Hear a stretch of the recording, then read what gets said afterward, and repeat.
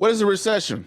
Historically, we know most economical people can tell you that recessions are defined by 2 quarters of a declining GDP. That's what we've always been told by most economical data. But now we got to look at something put out by the whitehouse.gov. Has the rules and the definition of a recession has changed. And the timing of this is just amazing. So on this episode today, we're going to look at the GDP report that came out today by the Bureau of Economical Analysis. And we're going to take a look at what the White House put out in this press release saying that, hey, not so fast. The definition of a recession has changed. Ladies and gentlemen, boys and girls, lock in. This is the Prince of Investment with your host, the one and only Prince Dykes. So once again, ladies and gentlemen, boys and girls, and children of all ages, tune in as we get ready to talk more into the Prince of Investment. Now, the first thing we're going to do, we're going to head over to the BEBEA.gov. This is the Bureau of Economical Analysis, right? This is the Bureau of Economical Analysis that came out today. The GDP report came out today. Why is this report so important? This report is so important because everybody wanted to know were we going to have 2 quarters of a declining GDP. Now let's take a look at it as we read this and we look through it here. Now, this is from, I want to make sure everybody can follow along with me. If you want to look this data up, you just want to say, hey, I heard some weird guy on a podcast or saw this weird guy on TV talked about the GDP. You can look it up yourself. Go to BEA.gov. This is the Bureau of Economical Analysis. This report was released today. GDP, because we already know the definition of a recession is 2 quarters of a declining GDP. And we know that the GDP has declined first quarter. Everybody was tuned in to see, hey, is this going to be the second quarter that the GDP declines? Let's roll that beautiful bean footage. So the first thing you see when you go in here, this press release, real gross domestic product, GDP, decreased at an actual rate of 0.9% in the second quarter of 2022, following a decrease of 1.6% in the first quarter. The small decrease in the second quarter primarily reflected an upturn in exports and smaller decreases in federal government spending, right? So right here we see the first quarter, the GDP declined by 1.6%. The second quarter, the GDP declined by 0.9%. Anybody that studies economics, that is the cornerstone of what a recession definition is, right? Everybody knows that. Hey, 2 quarters of declining GDP, that's kind of the textbook of a recession. But not so fast. Hold on. Something has changed here. Let's head over to the whitehouse.gov. We're going to pull this up right now so you guys and girls can see it. This came from the whitehouse.gov. Go to whitehouse.gov, right? And this was released on July 21st, about a week or two ago, on a blog post. And it said, how do economists determine whether the economy is in recession? How ironic. This came out about a week ago. The White House says, hey, not so fast. We got a new definition of a recession. So right here, you go to whitehouse.gov. You can look at their press release that they have that you see right here pulled up on your screen. Let's read it out loud what it says. Here we go. Give me 1 second here. Whitehouse.gov came out July 21st, 2022. It says, what is a recession? While some maintain that 2 consecutive quarters of a falling real GDP constitute a recession, that is neither the official definition nor the way economists evaluate the state of the business cycle. Instead, both right here just told you, hey, we know what you're saying, that some people may still hold on to the old fallacy of 2 quarters of declining GDP, but that's not the way. You're wrong, Prince. What you read in all these books for the last 10, 15 years and people have taught you and you studied and you saw this over and over. No, we've just changed that on July 21st. We got to change the definition. How convenient. Instead, both official determination of a recession and an economist's assessment of economic activities are based on a holistic look at the data, including the labor market, consumer and business spending, industrial production, and incomes, Based on this data, it is unlikely that the decline in the GDP in the first quarter of this year, even if followed by another GDP decline in the second quarter, indicates a recession. So right here, they're telling you that, hey, no. This whole little 2 quarters of declining GDP that you was taught in economic data, no, that's not real anymore. Now we look at the economy as a whole. We got to look at the labor market. We got to look at the consumer market. We got to look at the business spending. We got to look at industrial production and incomes. So what you saw in the first quarter of a declining GDP, that's not a signal of a recession. And even if you get another quarter of a declining GDP, that's not a signal of a recession. It's changed. You got to look at a holistic view, right? Then they put out the National Bureau of Economical Research, NBRE, Business Cycle Data Committee, the official recession scorekeeper definition of a recession: significant decline in economical activity that is spread across the economy and that lasts more than a few months. That's the new definition. I kid you not, it just came out July 21st. The White House put this out. It said, according to the National Bureau of Economical Research, NBER, the Business Cycle Data Committee, they've changed the rule of recession. It is now a significant decline in economical activity that spreads across the economy and that lasts more than a few months. The variables the committee typically track includes real personal income, minus government transactions, employment, various forms of real consumer spending, and industrial production. Now, when I see this, what makes me laugh, what cracks me up about this, is that it says a whole bunch of nothing, right? All before, everybody knew what it was textbook. Everybody knew, hey, you want to know if your economy is in a recession or in a contractionary period? Two quarters of a decline in GDP. But all of a sudden, the White House has changed it a week ago, and it seems like I'm not a political guy, but it just seems that, hey, we know that we have a new regime. We have the Biden administration, the Democratic Biden administration, that we had a declining. No president wants to say, I'm the one who put us into a recession. We already know inflation is high, right? We already know the Federal Reserve just raised base interest rates by 75 base points yesterday. Interest rates are going up. Mortgage prices are going up. Gas prices are going up. Inflation at 9.1%. Food prices are going up, right? So then to come out and say, yes, we are in a recession, nobody wants to be the bearer of bad news, and because they may feel like they caused it and they don't want to be the recessionary committee. So they just changed it into this watered down definition that says a whole bunch of ain't nothing. Hey, no, you got to look at it's that it got to last more than a few months. What is considered a few months? Is a few months 2 months? Is a few months 3 months, 4 months, 5 months, 6 months? Economical data across the board, looking at this, and this. Okay, now it kind of takes away. It's that thing. If either you're in or out. Let's take it to a basketball analogy. Did the ball go in the hoop or not? If the ball went in, you scored a point. If the ball did not go in, you didn't score a point. Now it's all technical of, well, if the ball goes in and it twirls 2 times and it goes halfway in and it jumps back out and bounces off of the backboard, then it could be considered a basket. That convolutes everything. And it seems like that the White House put this out on their blog, that it changed the definition. It seems a little fishy. I'm not going to lie. It does look a little fishy that, hey, all of a sudden, out of all these years, hundreds of years, we are now changing the definition of a recession. So, ladies and gentlemen, we're going to take a break, and a very quick break. We're going to come back, and we're going to look into more recessionary things that are going to, with this declining economy, I'm going to say we're in a recession. I've already said we've been in a recession.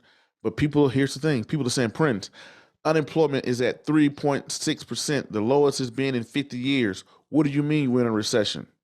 I have all this equity into my house. The economy is doing pretty good. What do you mean we're in a recession? I just jumped from job to job. The labor market is still tight. We're going to talk about why that is and the changes that's going to come to that when we get back. Stay locked. We'll be right back.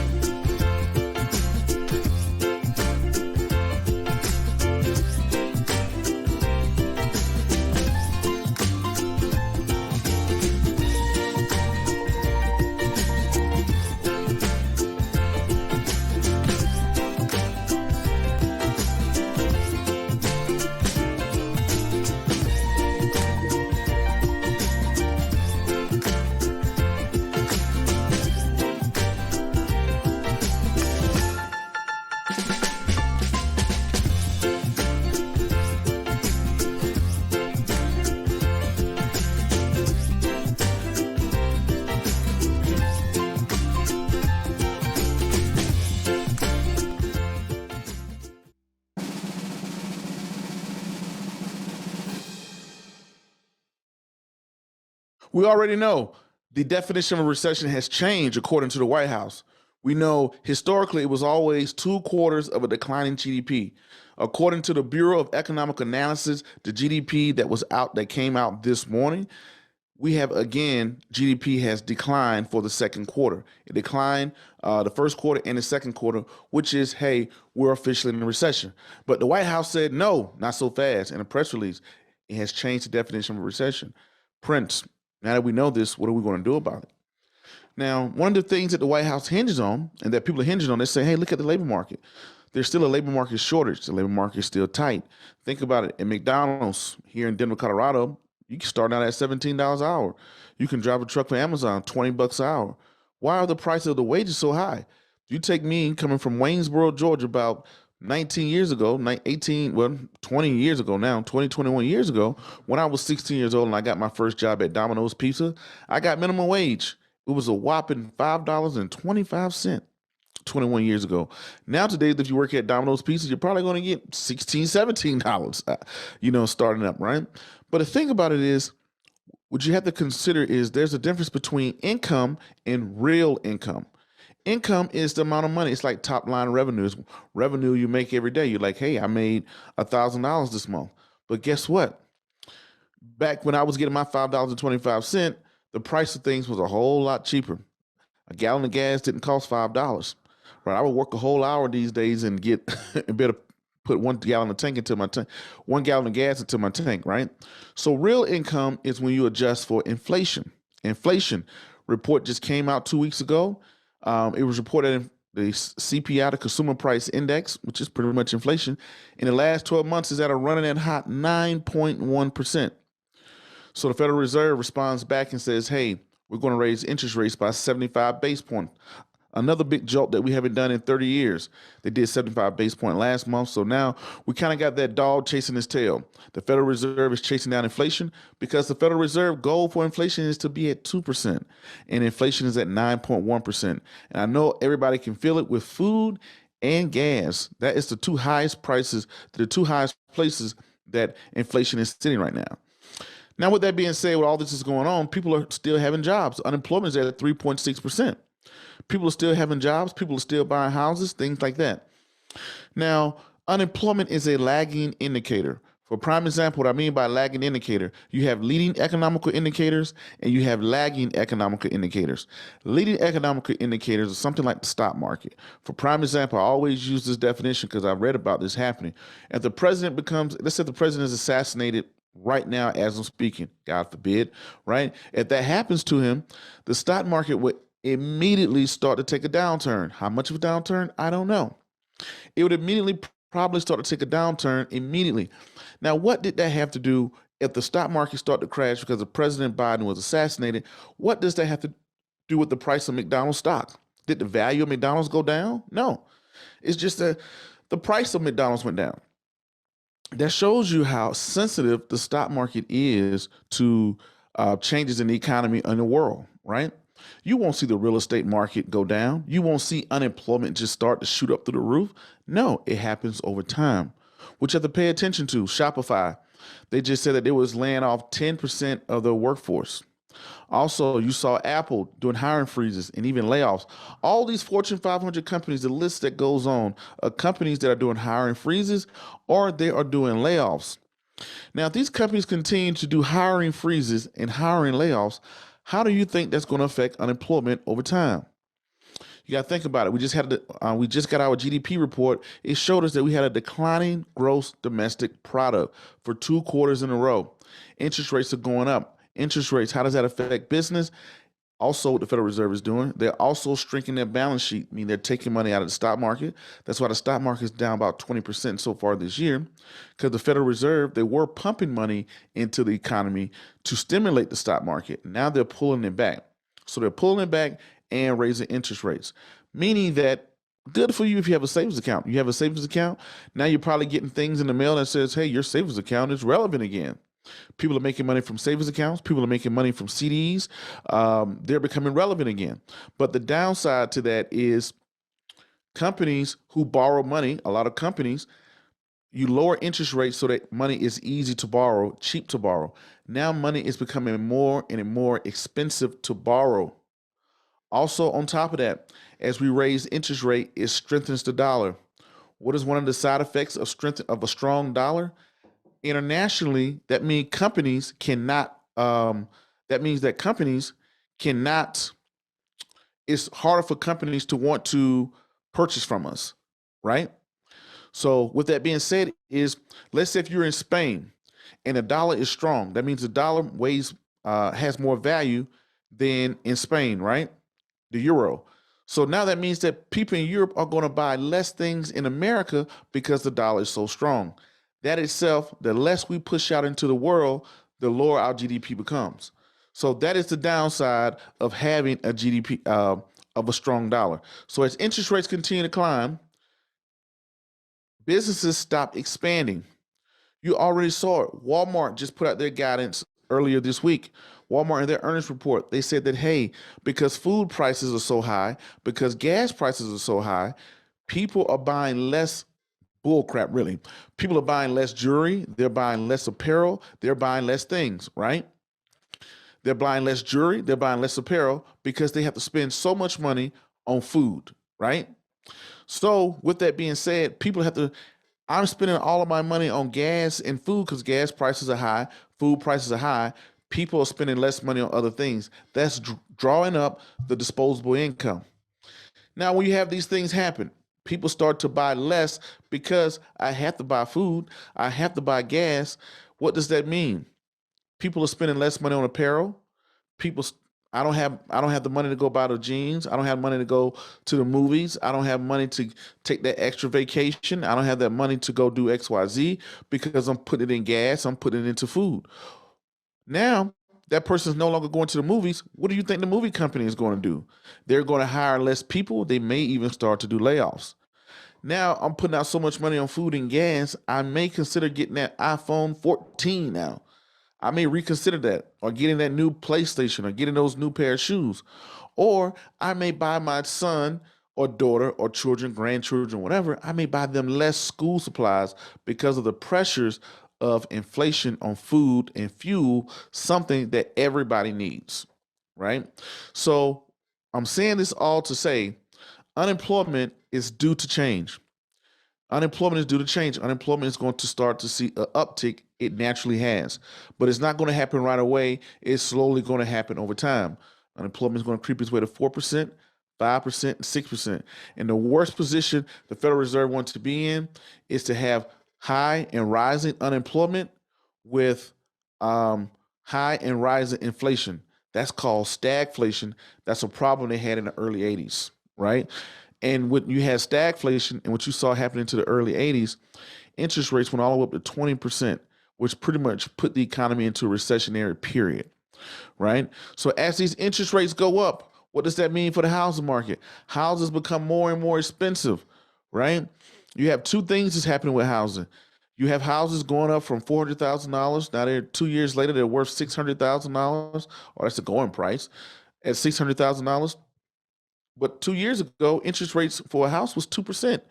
Now, today, you're looking at 5, if not 6% on an interest rate for a house. So that means that your mortgage in 2 years have since doubled. If you're coming into the market right now trying to get a house, your mortgage has doubled. You can imagine that? So that itself is, and when you see the mortgage double like that, most people are going to do what? It's going to drop the pool of buyers. So you're going to see the real estate market start to cool off, and you're going to slowly see it flip within the next year, probably into a buyer's market. Right now, it's a seller's market. You can name a price and pick whatever you want to do, and people are flipping houses, buying houses, whatever. The beautiful thing about real estate is it has a utility no matter what is going on in the economy. Let's say if you bought a house and the housing market started to crash, as long as you can pay the mortgage, you still got a roof over your head. It still will provide you a roof, and it is still will provide you things like that. Now, some people look at times and say, man, times are crazy, things are bad, or whatever. Ladies and gentlemen, we've been living in a zero low interest rate society for almost a decade. Now we're starting to raise it up. We're starting to raise interest rates back to where they were. I think we're at 2.5 with the latest base point raise. We're at 2.5, I believe. 2.5 is nothing compared to what interest rates were before. They were in the double digits, if not higher, right? So this is a much needed thing. I think the economical economy is fixing itself.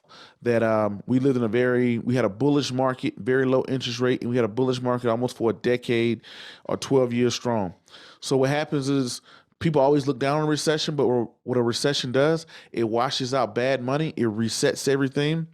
And it's something that we need every now and then. It's almost like a body, something that I probably need to go do when I travel a lot and I eat on the road a lot. Something I like to do is take a cleanse, a detox.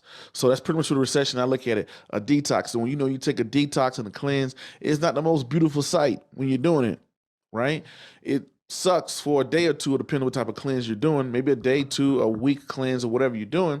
It sucks when you're going through it. But once you've gotten through it, it feels so much better. And we already know recession probably going to last about a year, maybe 18 months or something like that, and we'll be right back out of it. But it's like that detox. It cleans out all the bad money, all the bad policies, all the things that we've done, and to reset us. So the thing about it, as an investor, what's going to happen? I think that a lot of people stretch themselves thin, get into houses. I've seen a lot of people overbid on houses, clean out their savings just to get into particular houses. And what do you think is going to happen when their job lays them off, or their job cuts their hours, or their job, disappears? They're going to be in a definitely hurt locker because they barely got into the house in the first place. And you had all type of real estate agents and loan officers that's done any and everything to get people into houses, got them in too much house they couldn't really afford, and now look at them today. Now, as soon as we have an economic downturn, you're going to see foreclosures increase. That's what I'm going to be paying attention to, the foreclosure market. I want to see things that are foreclosing, homes, property, things like that, when economical downturns started to happen. That might be a great way for some of you guys and girls to start investing.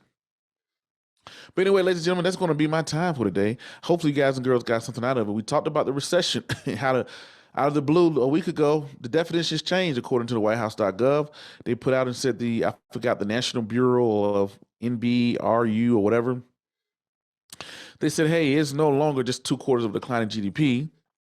It is now the new definition of, you have to look at a holistic view of the economy. You got to look at the job market, all these other things, right? Excuse me there. Those are things you have to look at today. But that's okay. That's okay. But as anyway, we would know that historically this will be a recession. Recession is not bad. We know how to prepare for it. And we know the millions and billions of dollars are made during recessionary periods. And the best time to start a business is in a recessionary period. All right. Well, ladies and gentlemen, guys and girls, that's going to be my time. Until the next video podcast, cartoon, book, or whatever else crazy you see me doing across the globe. Peace, be safe. I'm out, and thank you.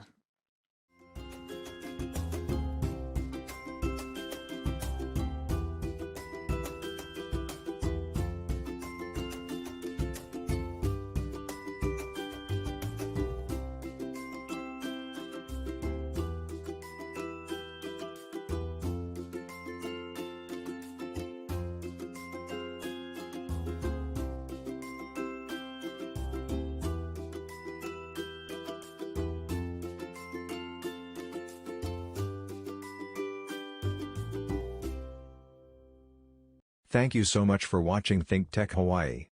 If you like what we do, please like us and click the subscribe button on YouTube and the follow button on Vimeo. You can also follow us on Facebook, Instagram, Twitter, and LinkedIn, and donate to us at thinktechhawaii.com. Mahalo.